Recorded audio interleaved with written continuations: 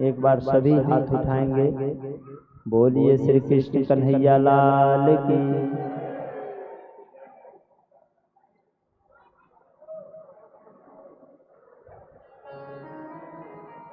अच्छा ये बताइए आप लोग, जो हम कह रहे हैं वो बात समझ में आ रही है ना? नहीं तो कहने का मतलब ये है कोई इंग्लिश पढ़ करके आवे और जो इंग्लिश नहीं पढ़ा है उसके सामने इंग्लिश कहे तो उसके विद्वता का कोई मतलब नहीं होता। बातें समझ में आवे तो अच्छी बात है।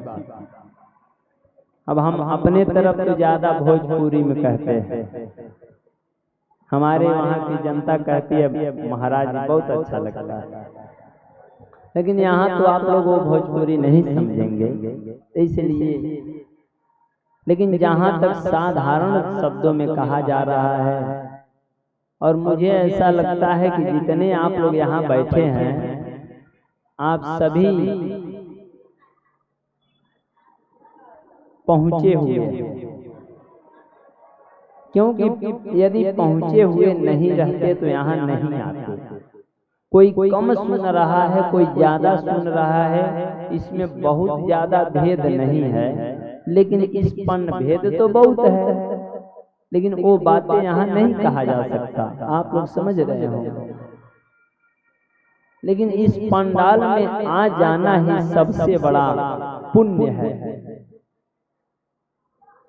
दौड़ करके गया अश्वत्थामा और वहां से भगवान अर्जुन, भीम, नकुल, सहदेव, युधिष्ठिर को कहीं और सुला दिए। लेकिन जो द्रौपदी के 5 पुत्र थे, वो लिखा है कि अर्जुन के जैसे बलवान थे, इसीलिए और महाभारत में कोई भाग नहीं लिए थे, इसलिए उनसे किसी से दुश्मनी नहीं थी, इसलिए उन लोगों का चिंता कोई नहीं करता था। सभी जानते ही थे लोग बलवान हैं, कौन क्या बिगाड़ सकता है। अब वो द्रौपदी के 5 पुत्र उसी जगह पे आके खाली मिला, सो गए।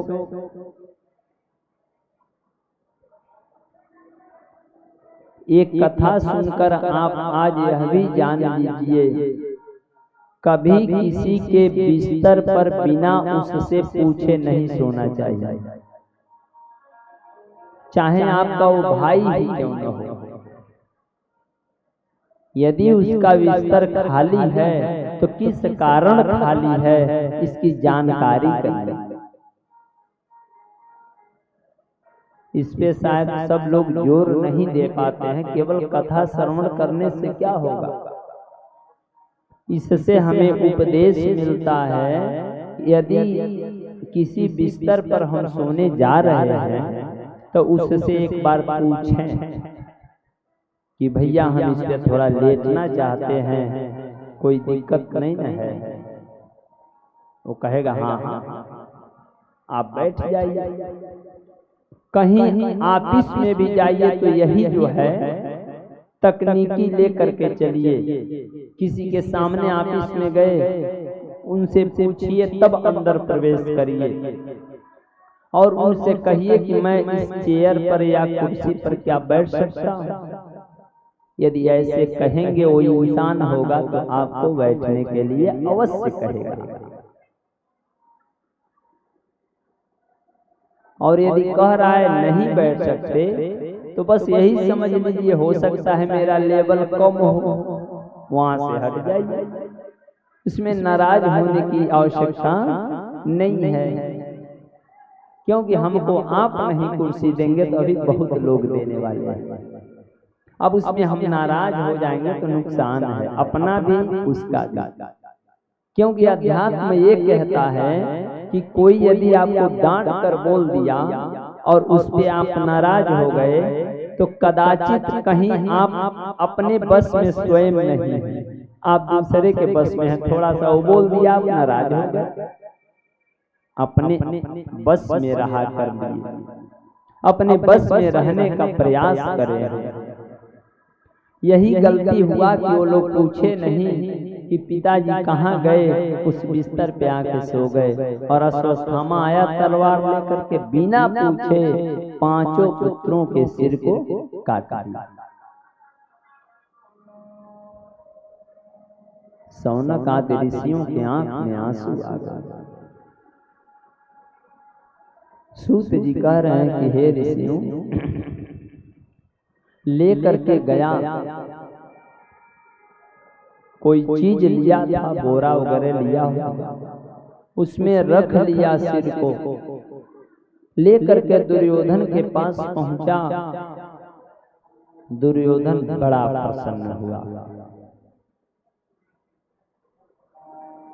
इतना प्रसन्न हुआ कि उस प्रसन्नता का बखान हम लोग मुख से नहीं कर सकते, क्योंकि कितना परसेंट में प्रसन्न हुआ एक कौन जानता है, लेकिन बहुत प्रसन्न हुआ।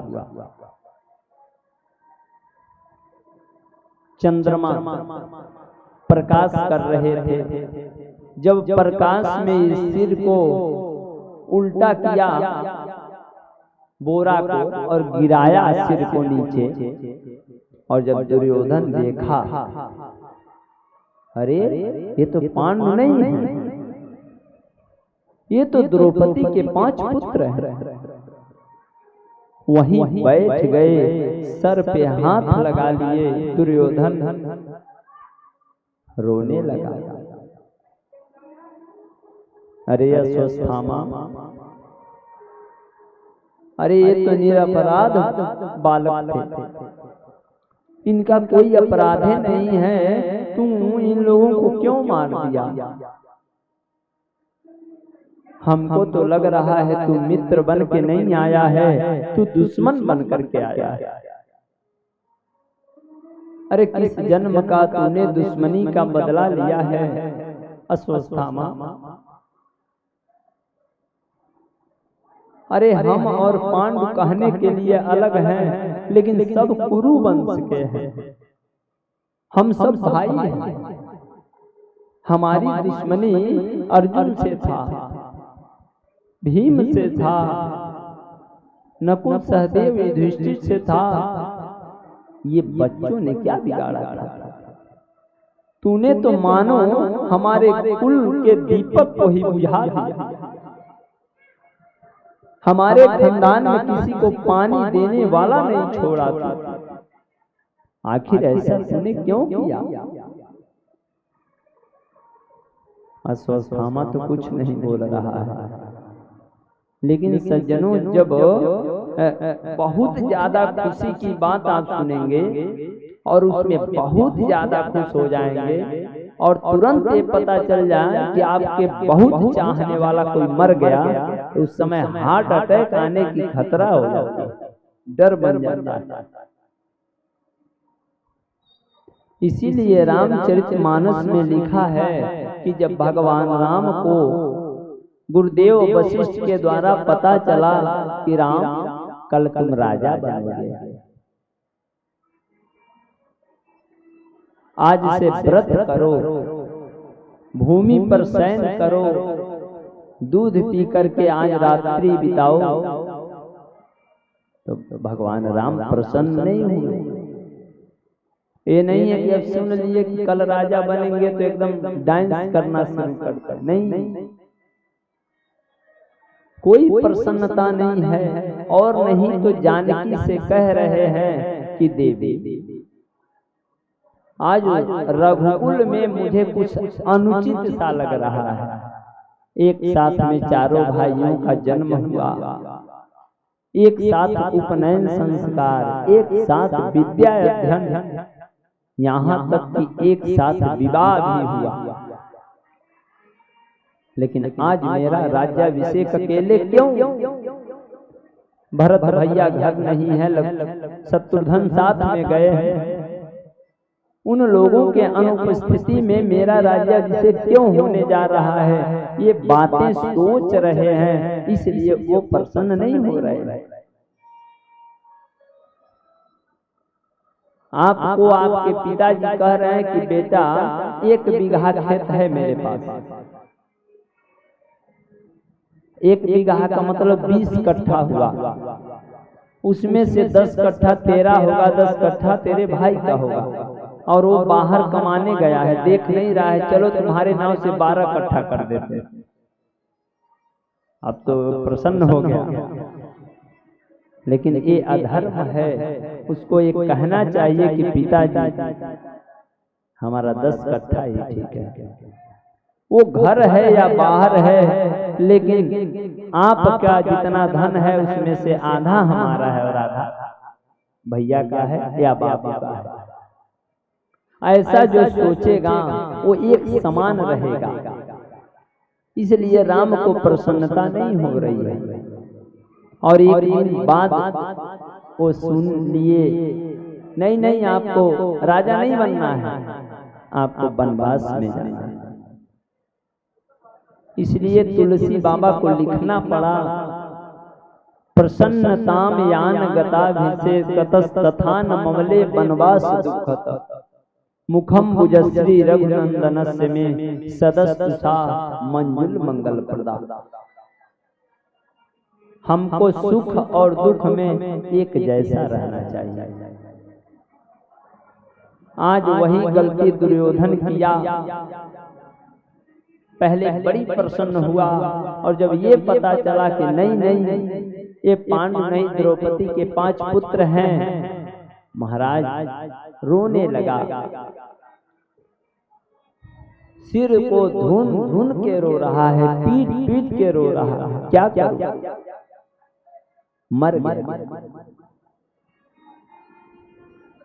लेकिन सुबह हुआ, क्रांति तो तब आ गई सज्जनों, सुबह हुआ, हजारों की भीड़ लगी है, और 5 द्रौपदी के पुत्र के केवल धड़ पड़े हैं, सर नहीं।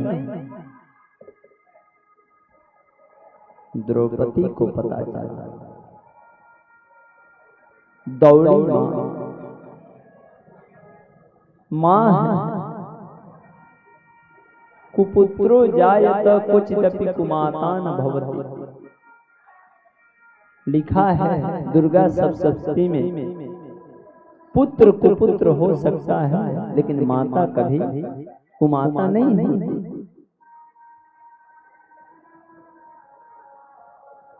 किसी माता का पुत्र ऐसे मर जाए, उसका हृदय तो फटेगा। दौड़ पड़ी, आकर के 5 पुत्रों के शरीर पर लेट गई, अपने आप को कोस रही है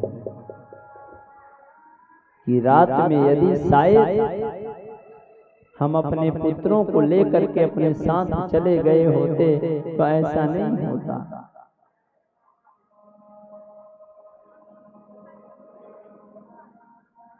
आखिर हमने ऐसा क्यों किया? इन लोगों का जो खबर रात में क्यों नहीं दिया? आंख में आंसू, रो रही है, हे भगवान मैं अब क्या करूं? अर्जुन कहे कि आप एक वीर की पुत्र पत्नी हैं, एक राजा की पुत्री हैं, आपके आंखों में ऐसे आंसू शोभा नहीं देता है, क्योंकि रोने से क्या होगा? मैं आपके सामने प्रतिज्ञा करता हूं, कसम खाता हूं कि जो आपके पुत्रों का सिर काटा होगा उसको मैं पकड़ के आज ही लाऊंगा, कल नहीं आज। सूर्य अस्त बाद में होंगे, आज ही उसका सिर आपके सामने मैं काटूंगा। या आप चाहें जैसे कहिएगा वैसे उसको मारा जाएगा, लेकिन आप चुप हो जाइए। केशव से बोले भगवान से, केशव जल्दी रथ लाए।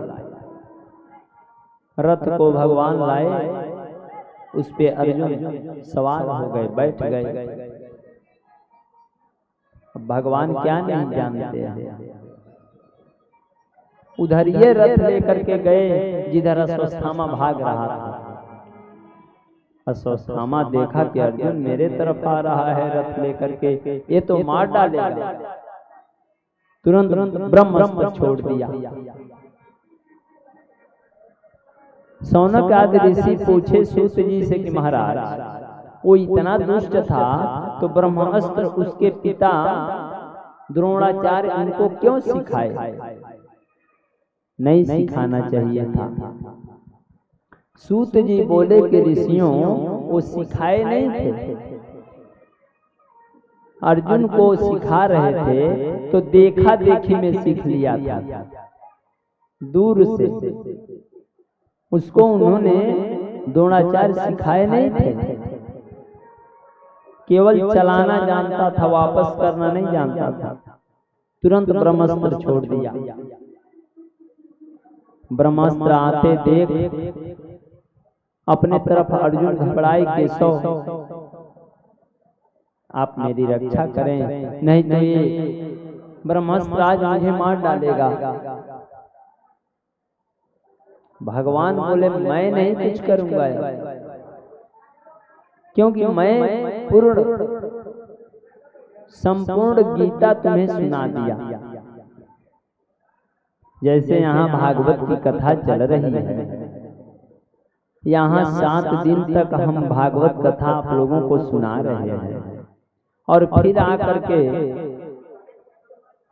भैया जो बगल में हैं, भैया निवेदन है आप लोग थोड़ा सा आकर के यहाँ बैठ जाइए, थोड़ा शांति बनाइए, क्योंकि यहाँ श्रोताओं को सुनने में असुविधा हो रही है। बोलिए श्रीमद् भागवत महापुराण की। अब आप जो है अंतिम दिन हमसे पूछें कि महाराज ये जो ऋषियों को कथा सुना रहे थे वो कौन थे, तो हम कहेंगे ना भैया हम नहीं जानते, हम सुनाए तो आपने क्या सुना। वैसे ही भगवान आज कह रहे हैं अर्जुन से कि हे अर्जुन हम तुमको महाभारत में गीता का संपूर्ण ज्ञान दिया, और उसमें यह भी बताया था कि यदि विष शरीर में आ गया तो विष का काट विष ही होता है। यदि आपके पैर में कांटे लग जाएं, जंगल में जा रहे हैं, तो उसको क्या करेंगे? अर्जुन बोले कि दूसरे कांटे से उस कांटे को निकाल देंगे। तो भगवान बोले बस वही बात समझ लें। अर्जुन जी भी एक बाण निकाले और ब्रह्मा जी के मंत्रों को अभिमंत्रित करके उस बाण को चलाए। ब्रह्मास्त्र जो है आपस में टकरा करके शांत हो गए। बोलिए श्रीमद् भागवत महापुराण की।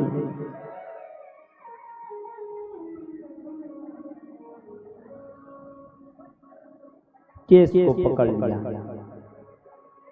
अर्जुन दौड़ करके अश्वत्थामा की केस को पकड़ लिया, रथ पर बैठ गए, एक हाथ से केस पकड़े हैं और अपने रथ पर बैठ गए और उसको घसीटते हुए लेकर के जा रहे हैं। भगवान से कहे कि रथ तेजी से चलाइए। भगवान बोले